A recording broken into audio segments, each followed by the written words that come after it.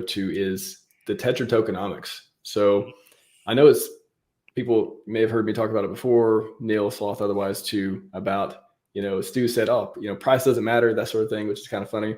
Very, very different model. However, can you sort of talk about the tokenomics in a way that, how do you use it? You don't have to use the platform to use it. You could just stake it, all that stuff.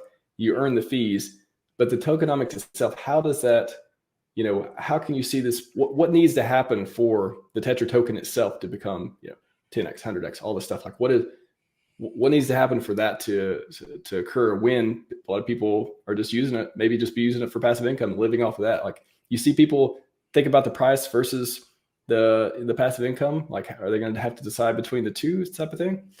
No, I mean, well, yeah, yes, actually, you're right. So what would happen? What's probably going to happen? This is just a forecasted just guess, but as time goes on, we hope to do more and more volume. As volume goes up over time, that is dollar volume, and user volume too. But as dollar volume goes up, then the price of the amount of APR yield you get goes up.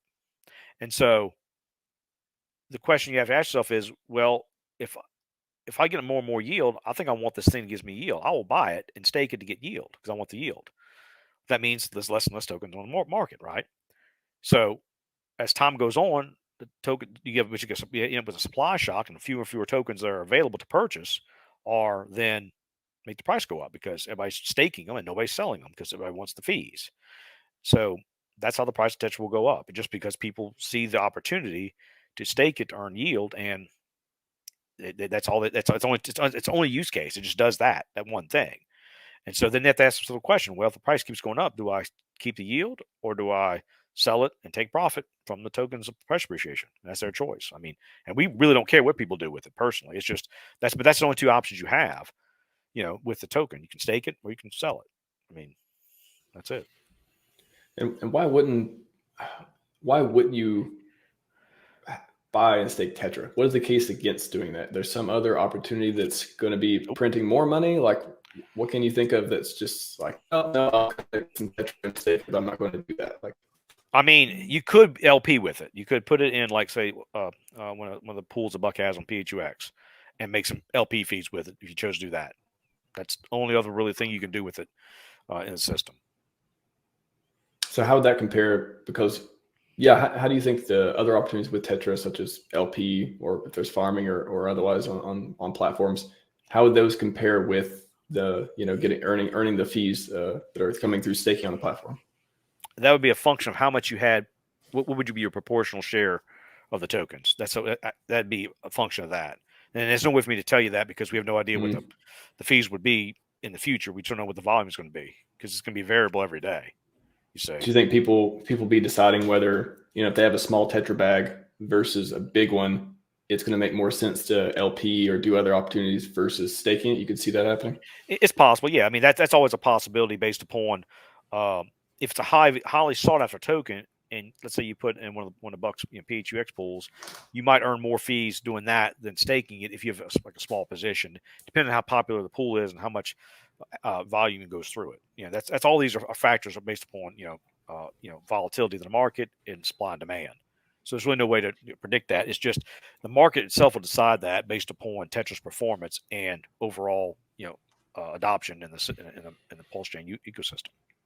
So that's a good point too. The more coins that are staked, the less percentage in the pool people are going to have, right? The more people enter it, the less it's going to go down over time. So can you see a scenario where the fees in the beginning, you have a large bag of Tetra or whatever, or even a small one, I guess, you get in, but then I guess at that point, the idea would be over time, the volume would go up. Like, that's what you're hoping happens because produce more fees. So it's not like you can get in early, get all the dump tokens, right? It's like not one of those things because it's not you're like waiting that on it to happen. It's like owning shares of a company. So there's a finite supply of a little over 12.5 billion tokens, and whoever holds them and stakes them, those are locked up. The team has 30%. That was in the white paper. So the 7% is out there in the market, held by people who are founders as well as the general public who's purchased it throughout time. And so whatever's left in the LP pools that are out there, it's all that's not staked, because it's all team tokens are staked, and then the staking pool participants, they're staked, so that's it. So whatever's left over, that's what's available. So whatever percentage is of the stake people you are, proportionally, that's what you'll get in the fees.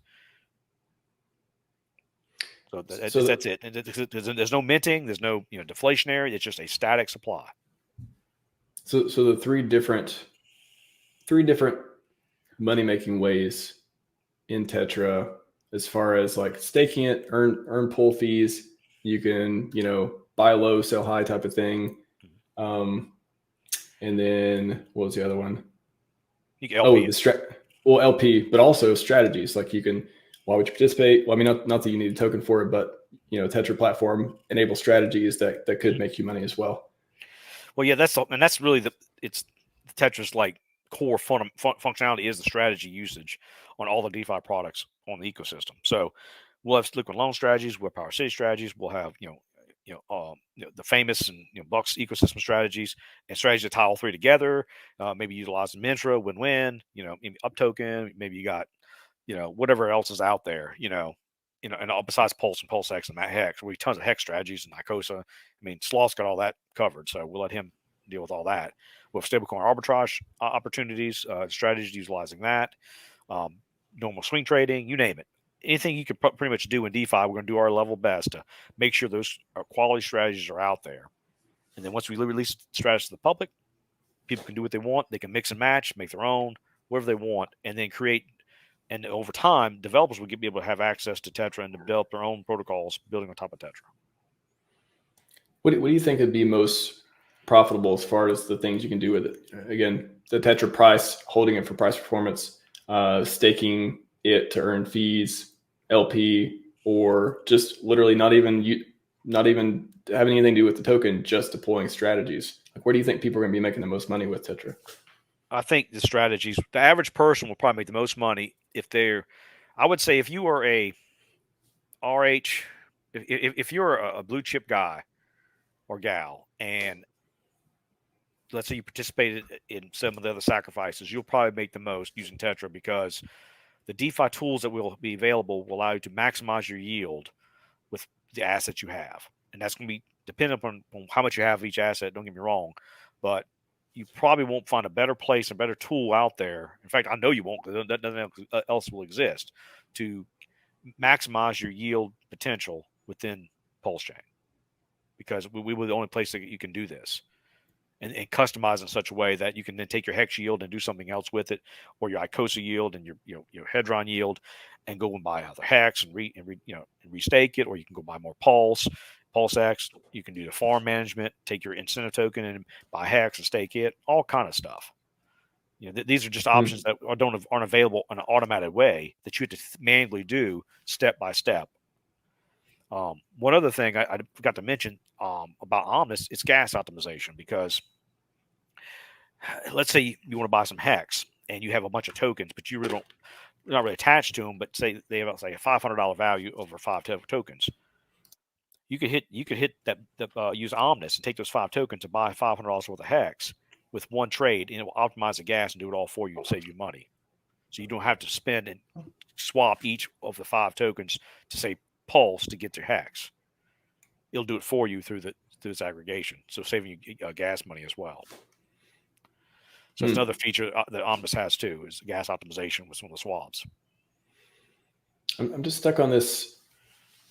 No, I'm very excited for Omnis, by the way. I'm just still stuck on this.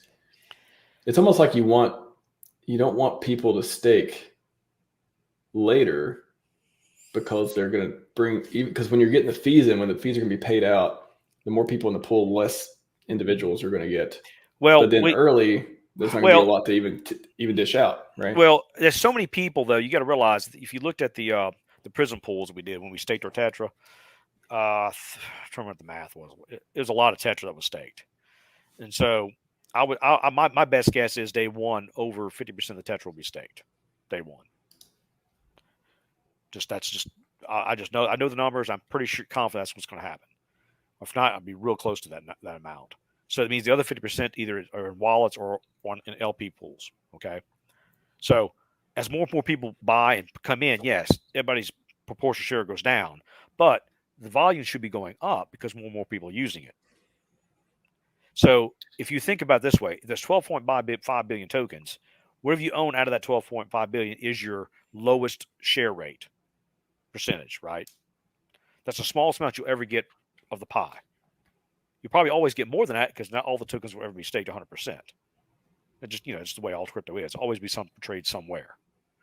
If the price goes up, eventually somebody's going to sell. Let's say Tetra hit $1. Well, yeah, I'm going to sell my Tetra. I got 100,000. I'm going to sell it for my money. Whatever. I'm just using an example. But the point is, if they could say 100x their money, why not get out? And people always be doing that. That's the nature of people and how they view these the value. So always be some available on the market. So you'll never always be your percentage of 12.5 billion. It'll be something more than that, but we don't know what that is though. The difference though in the prison pool was, you got 15%, right? Yeah, we got, if you were in prison pool, you got an extra 15% yield on your Tetra. So day one, week one, whatever, why would 50% of the tokens be staked unless people are expecting a ton of volume to actually come in to make it profitable to even stake versus doing LP and otherwise? Because that's the whole purpose of the Tetra token. That was its selling point. You stake it to earn fees. Every person I know who's bought Tetra or in the chat groups and stuff, that's the whole purpose. I know 30% of it's going to be staked because that's owned by the protocol. That's how it's going to receive revenue. And the rest is held by large holders and the general public. Yeah, but I guess the point I'm trying to make is why would you stake it day one and I'm making $5 of fees in a week? It's like, why would there must be an expectation that a lot of volume is going to be happening very early. Otherwise, why would anyone stake it? Well, you can't earn any money with it otherwise, first of all. And if you put it in an LP pool, you could lose your Tetra. So here's the scenario. Mm-hmm. Okay, say the first week you only make $5 on your thing. You put an LP pool and you lose all your Tetra through permanent loss, right? You get the other token, wherever it is. And say in 10 weeks, so you could be earning $50 a day, but you lost your Tetra. You may have made $40 in LP fees, but now you're losing $50 a day because the volume went up. That seems like a bad trade. That's why. Well, I'm just trying to lay out the structure here. I mean, it sounds like why would you buy Tetra? One, to receive fees. If you don't think there's going to be volume the first week or day or month or whatever, why would you buy it to stake it in the first place until you saw there was like a threshold of, okay, now I see the fees coming through. I see that you guys hopefully have some daily stats. I see that, there's like, $10,000 for the fees per day. That's my point. Now it's actually profitable to buy and stake Tetra, for example. Well, you answered yourself because that's what people will do. That is exactly what's going to happen. People will say, oh, it's really making money. Now I'll buy my Tetra. But they've missed the opportunity to buy more at a lower price.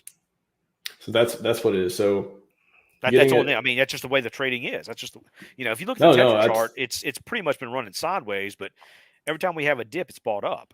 But we're still up, I think, about 4x from our SAC or whatever, 5x, whatever it is. And we're the only sacrifice token that's in profit. And we don't have our product out yet. That's why I'm trying to paint that game theory of if you think you're only going to buy it and stake it when there is volume, maybe it's at a much higher price. That's the reason you would buy it and stake it or do otherwise with it in the first place, because when you do start generating fees, the price may be up, for example. Oh yeah, you'll get less and less tokens as time goes on because I'm not gonna say it. Anyway, there'll be demand for Tetra tokens as time goes on. Put that way. If nothing else, by the people who already are in the protocol. So, because you don't need it to run anything, anybody can use a product. So, it's just a fee generation tool. That's all it is. So, it's like any other token that generates fees. So there's several tokens out there. If you hold or stake, you get fees, right? And those are good tokens to hold. Hex is an example. You stake it, you get fees, you get Hex. If you stake Mentor, you get Pulse. Eventually, when Watt token comes out with Power C, you get, I think, Pulse and PulseX, depends on the system. When Low token comes out, you get you stake your loan, you'll get USDL, and you'll get Pulse. So all these things earn fees through usage of the system. I guess it is generally applicable to this type of system where you mentioned Mintra. Maybe if people were staking Mintra and they saw, oh, they made fees. Oh, I'm only making $5 a day, for example. So they're like, oh, why would I stake Mintra? But by the time, if the platform becomes successful and they get the volume and the fees go up, by that time, are you going to be the first one to catch the price before it goes up? Are you first one to notice that sort of thing? So I think it's a general model too for a lot of these type of things to earn. Well, when we launch Omnis will generate its fees and give it to Tetra stakers, not just the Atlas. So Omnis will also. So if you have Tetra, you can stake it when on the 24th, 24th, and you can start earning fees from the Omnis protocol's usage. Okay, that's something I did not know. Yes, and so maybe I didn't make that clear, but yeah, that's okay. part of it. Omnis is just another part of the Tetra ecosystem, and its fees generated go to the Tetra stakers. Okay, so stakers are getting paid two different ways. Mm-hmm. One is through Omnis trading fees, and the other is through the fees that people pay for strategies. Correct. Okay, that's good to know. Okay. Yep. That's why I was trying to connect. Like, why do we need Tetra other than, or why do we need Omnis for Tetra other than having, owning the infrastructure, more reliability, all that stuff. It also, those fees go to the stakers. Yeah, this was kind of a bonus that Stu gave us when he was developing the aggregator. He's like, you know what? I just give the fees to the Tetra stakers because it's for the protocol anyway. So why not? So it's basically a free gift from Stu when he built this thing. So, I mean, it's really benevolent of him. He could have kept it all himself for the protocol, but he didn't. So we're all sharing into this development. Well, also the 30% is sharing into all of it too. That's what I'm saying. The protocols gets 30% no matter what. So he could have took 100% of the DEX aggregator fees. He didn't have to give it to us. What is this? The App Store? What? 30% cut. Well, it just but that's and so instead. But see, we don't have an Omnis token, so there's no token being launched. So we're not trying to get money from this community or anything like that. This is all being built, all within the Tetra budget of our little small sacrifice, and we still got money left over. And we have a pretty decent chart, and we're up compared to our sacrifice. So the rest of you got swagger. Yep, we got swagger. But look, our whole point is we want to offer quality products and quality services to the PulseChain community. And we want them to engage with us and know that they can trust us to give us and deliver on the software. Because this is, like I said, this is not some smart contract, gimmick. This is software as a service. That's the whole point why we exist. And this is a business. And Stu and I, when the team, we treat this as a business. This is not some get rich quick, meme coin factory, a pump and dump. This is not what we're about. That's why we don't shill our token. We don't care if it's up to you to buy Tetra tokens. If you want to, you can sell them. You can do what you want. It has nothing to do with how we operate or the function of our services provide. So if you want fees, buy it, stake it. If not, so be it. I mean, use the service. It's there to use. And I'll be doing a video on the front end and how it works and stuff. And I'll run through some scenarios like we talked about, how to utilize this when things launch here in the future, and probably the very near future. So you can go to my channel, talk about and see that. And I'll be on all the telegrams. People can ask me questions and ask Red Squirrel and a few of the other guys, and ask Stu himself when he's not busy. But yeah, that's what we're here for. So speaking of business, you've already got the headsets lined up for tech support and the Tetra hotline. That's right. Yeah, but our admins, we're all ready to help because I know it'll be learning curve for people, and that's why we're doing strategies the way we are, and we're gonna roll them out slowly and methodically because it's a lot to get your head wrapped around, and we understand it's all new. None of this we are not forking anything or copying anything. Everything we're building is from scratch. And that sets us apart from almost every other protocol out there because this is all new and uncharted territory, and we want to make sure we do the right thing in the right way, in the right time. So nobody gets wrecked. What about Omnis though? Was that a fork or all new code? No, all new code. And it's similar. An aggregator concept is not new, but for what we did and how we built it for us, it is new. So it's not a fork of anything else. It's not a fork of Rubik or anything like that. It's fresh. Okay. Half tongue in cheek. Will there be another Tetra ticker, or is it Tetra P? Is that going forward? Well, okay. So on PulseChain it's Tetra P. And on Ethereum, be Tetra E. You see, that's how we'll distinguish the tokens on chains as we move forward.